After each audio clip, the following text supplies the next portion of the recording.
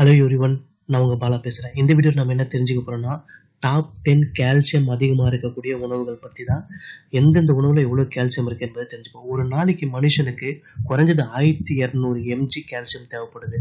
So இதில் சீஸில் பார்த்தீங்கன்னா 28லேருந்து 242 mg வரைக்கும் கால்சியம் வந்து ஒரு நாளைக்கு கிடைக்கும்.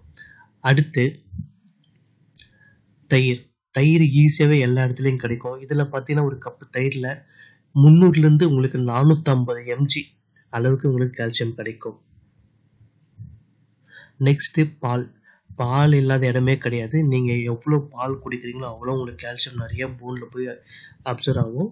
300 mg வந்து கால்சியம் இதில் இருக்குது. நெக்ஸ்ட்டு சோயா பீன்ஸ்லேருந்து எடுக்கக்கூடிய இந்த சோயா பாலில் தான் அதிகப்படியான கால்சியம் இருக்குது. இருக்கிறதுலேயே வந்து அதிகப்படியான கால்சியம் 683 mg கால்சியம் இருக்குது.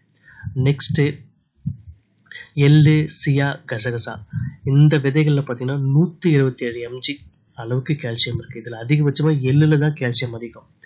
நெக்ஸ்ட்டு மத்தி மீன், அப்புறம் சால்மன் மீன், இந்த 2 மீன்லேயும் அதிகமான கால்சியம் இருக்குது. 100லேருந்து 325 mg வரைக்கும் கால்சியம் இதில் இருக்குது. அடுத்து பருப்பு மற்றும் பீன்ஸ் வகைகள்.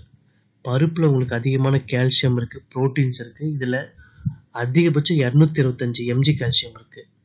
நெக்ஸ்ட்டு 8வது இடத்துல இருக்குது கீரை வகைகள். முளைக்கீரை, பரட்டைக்கீரை, இந்த 2 கீரையிலையும் அதிகமான கால்சியம் இருக்குது. 266 mg வரைக்கும் இருக்குது. அடுத்து பாதாம் பருப்பு, 75 mg வரைக்கும் கால்சியம் இருக்குது. 30 கிராம் பாதாம் எடுத்திங்கன்னா 75 mg கால்சியம் உங்களுக்கு டெய்லியும் கிடைக்கும். கடைசியாக லாஸ்ட்டாக 10வது இடத்துல இருக்குது பார்த்தீங்கன்னா கால்சியம் ஃபார்ட்டிஃபைடு ஃபுட்ஸ். இது பார்த்தீங்கன்னா கடையில் விற்கக்கூடிய நார்மலான ஃபுட்டு, கூல்ட்ரிங்க்ஸில் வந்துட்டு கால்சியம் ஆட் பண்ணி விற்பாங்க. ஸோ கால்சியம் வந்து பற்றாக்குறையாக இருக்கிறவங்க இந்த மாதிரி கால்சியம் ஆட் பண்ண ப்ரெசர்வேட்டிவ் ஃபுட்ஸை வந்து நீங்கள் எடுத்துக்கலாம். இப்போ நம்ம பார்த்த இந்த ஃபுட்டு எல்லாத்தையும் நீங்கள் டெய்லி 1 இல்லை 2 எடுத்துக்கோங்க.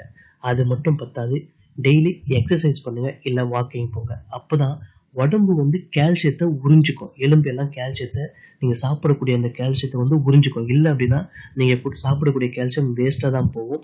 கால்சியம் உறிஞ்சிக்கணும் அப்படின்னா ஃபிசிக்கல் ஆக்டிவிட்டி கம்பல்சரியாக இருக்கணும். சரிங்களா? இந்த வீடியோவை உங்கள் வீட்டில் இருக்கிற எல்லாருக்குமே ஷேர் பண்ணுங்கள். எந்தெந்த உணவில் எவ்வளோ கால்சியம் இருக்குது என்பதை எல்லாருமே தெரிஞ்சுக்கிட்டோம். நம்ம வேறு ஒரு வீடியோவில் சந்திப்போம். நன்றி, வணக்கம்.